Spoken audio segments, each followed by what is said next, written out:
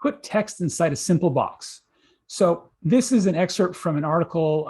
It's a scholarly article. In fact, I've got the citation here at the bottom about education and how we educate African American children. And there's a quote from W.B. Du Bois at the top of the page that I know my students will read, and I want to impress those of my students who are privileged with sight. I want it to pop and to kind of come off the page. So I will put that text inside a simple box, and this is what it'll look like when I do that. Right, so you've got that box there, and it kind of draws the attention of eyes to that. So what we'll do is, like we did before, we're going to use some style to make that change, and we're going to add an HTML tag as well. So let's see.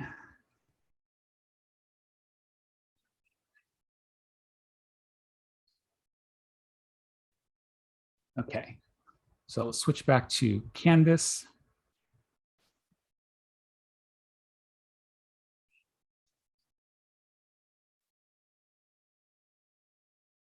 And go to put a text back. You know what I'm going to do? I'm going to be a little bit smarter here and just open up these pages already.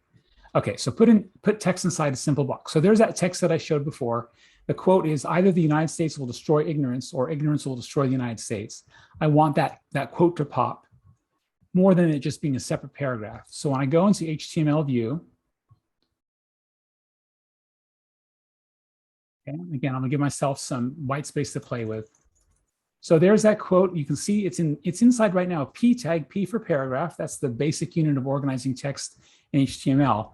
I'm going to paste the code I want to add. And what I've done here is I've replaced the paragraph with a tag that's called div, div for division.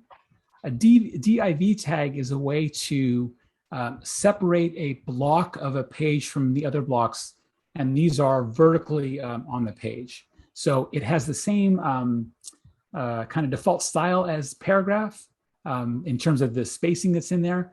But of course, I can then style it as I do here. So let me go ahead and I need to change one little thing here. I see that when I copied that over from Google Slides, it got rid of the quotation marks and replaced them with bullets. So let's put those quotation marks back. So again, it's the div is the tag, right? If I separate that out there, you can see, okay, there's a div, and the style that I'm using here is margin and border. And margin is the distance between the thing and the sides of the window. And it's got 4 dimensions, just like float does. And as you see here, just like border does as well. So the margin is, again, it's top right, bottom left. And in addition to pixels, you can put percentage. So you can see here on the left and right, I have a 20% margin. So there should be 20, whatever the size of the window is, there should be 20% of the window white space, right? It should be blank.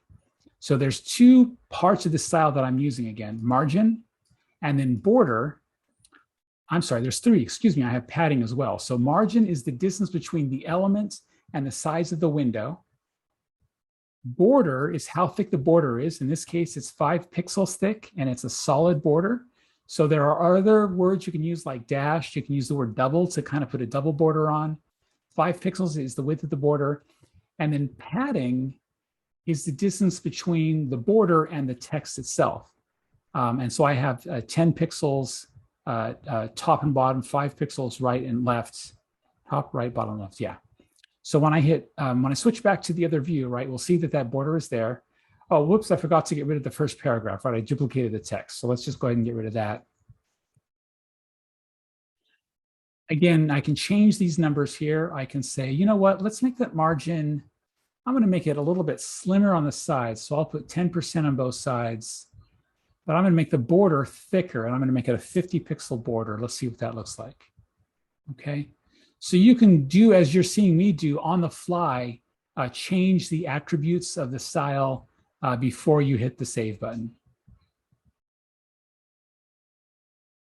That border's too thick, but I know how to change it now, right? I can go and I can change the width of the border.